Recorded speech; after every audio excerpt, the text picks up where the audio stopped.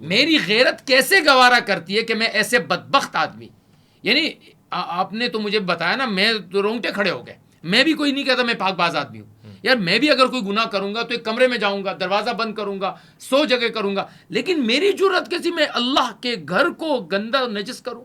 مسجد کے محراب میں جی سننے وہ میں محراب جس پر ہم کھڑے ہو کر یہ کہتے ہیں کہ میں ممبر رسول پہ بیٹھا ہوں. آپ بھی بیان میں کہتے ہوں گے میں ممبر رسول پہ بیٹھا ہوں، میں بھی کہتا ہوں ممبر رسول پہ، میں ممبر رسول میں کھڑا ہو کر. آپ ممبر رسول میں وہ عمل کر رہے ہیں جس کی اللہ نے سب سے قبیح اس کو ذکر فرمایا، جس پر اللہ نے سب سے زیادہ عذاب کو نازل فرمایا. آپ اس قابل نہیں ہیں کہ آپ کو میں اپنا کہہ سکوں. چاہے جائے کہ میں آپ کا مقدمہ لڑوں، چاہے جائے کہ میں آپ کا ساتھ دوں، چاہے جائے کہ میں لوگوں سے اس پر بحث مباحثہ کروں. کوئی بھی شخص ہو کسی بھی صورت میں وہ اس چیز کو، اس عمل کو پروموٹ کرتا ہے، وہ ہماری نظر میں بھی برا ہے، اور ہماری نظر کیا ہے، وہ اللہ اس کے رسول کی نظر میں برا ہے. ایک بات کا میں تھوڑا سا علامہ صاحب سے، کہ کسی بھی کنڈیشن میں جہاد کی صورت میں، مجبوری کی صورت میں، کسی بھی صورت میں اس عمل کی اجازت نہیں ہے. اور حتیٰ کہ فقہاء امامیہ میں، مذہب اہل بیت علیہ الصلوۃ والسلام میں مشت زنی کی بھی کسی بھی صورت میں اجازت نہیں ہے. چونکہ میں اپنا پوائنٹ علامہ صاحب اپنا پوائنٹ بیان کر رہے ہیں، فقہ جعفریہ میں مشت زنی کی بھی کسی بھی صورت میں مجبوراً اجازت نہیں ہے. وہ جو گناہ کر رہا ہے وہ اپنا گناہ کر رہا ہے، وہ سزا کا مستحق ہے. مشت زنی کی بھی سزا ہے، جو قرآن نے بھی بیان کی ہے، حدیث نے بھی بیان کی ہے. ٹھیک ہے. اور اس میں جو آپ نے یہ قدم اٹھایا ہے، اس میں ہم یہ کہتے ہیں کہ کتنے واقعات ہو چکے ہیں اس قسم کے. اگر یہ پہلوؤں کو عبرت نشان بنایا جاتا تو یہ وہاں یہ کام نہ ہوتا. محراب کیا ہے؟ جہاں اللہ کی رحمت کے فرشتے اترتے ہیں. محراب کیا ہے؟ جب ہم سلام کرتے ہیں تشیع میں، چونکہ ہم 3 سلام کرتے ہیں، ہمارے برادران اہل سنت جو ہیں وہ 2 سلام کرتے ہیں، جو دائیں بائیں ملائکہ ہوتے ہیں. ملائکہ کے اترنے کی جگہ اور وہاں آپ یہ کام کر رہے ہیں، ہنستے ہوئے آ رہے ہیں، ویڈیو بنائی جا رہی ہے.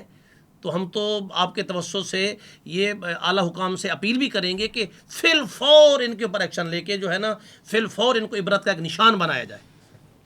بہت گہری بات آپ نے کی ہے، سالڈ بات آپ نے کی ہے.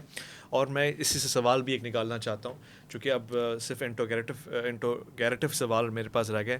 بہرحال میری ایک طرح سے سوچ وہاں پہ رک گئی مصعب، کہ ہم جب مسجد کے محراب میں جاتے ہیں نا تو خشیت الہی کا ایک اثر نمایاں ہوتا ہے. ظاہر ہم کم جاتے ہیں اس لیے کم ہوتا ہوگا، مگر خیال آتا ہے کہ اللہ کا گھر ہے، اللہ کے گھر میں محراب میں، اور جہاں پہ وہ جمعے کے دن خطبہ دیتا ہے، وہ بزرگوں کے نام پڑھتا ہے، قرآن کی آیات پڑھتا ہے، اس جگہ وہ سجدہ ریز ہوتا ہے.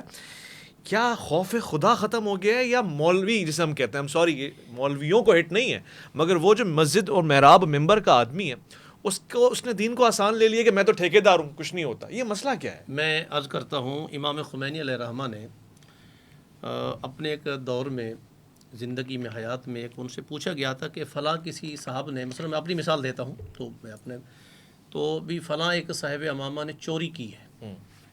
تو انہوں نے کہا نہیں، صاحب امامہ چوری نہیں کر سکتا، چور نے امامہ پہن لیا ہوگا.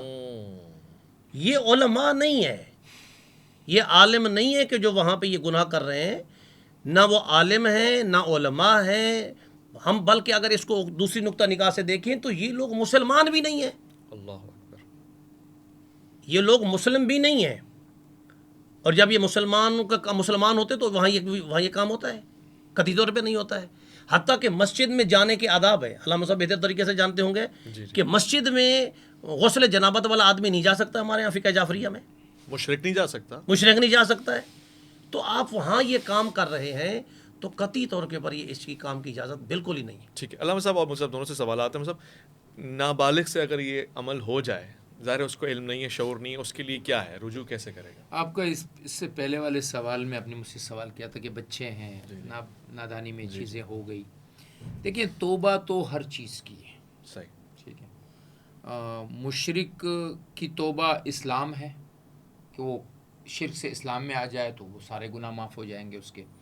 مسلمان جو شخص ہے، اشہد ان لا الہ الا اللہ و اشہد ان محمد عبدہ و رسولہ کا جو اقرار کرنے والا ہے، اس کا کوئی بھی گناہ ہے، اس کے لیے توبے کے دروازے کو اللہ نے کھلا چھوڑا ہے. ایسا نہیں ہے کہ کوئی گناہ معاف نہیں ہوگا، نہیں.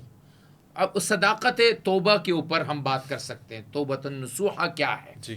تو توبہ نصوحہ ہوگی تو توبہ قبول ہو جائے گی. پھر جو نوجوان بچے ہیں، اصل میں سب سے بڑی مشکل کیا ہے؟ میں بھی ایک جوان بچے کا باپ ہوں. میرا بچہ اس وقت 17-18 سال کا ہے. ٹھیک ہے. میں ایک مفتی ہوں اور مدارس میں پڑھا ہوں. ہمارے ساتھ ہمارے بڑے تھے, میرے والد صاحب تھے, تو میں نے اپنے بچے کو بالغ ہوتے ہی ایک طرف جا کے بٹھایا. میں نے بٹھایا.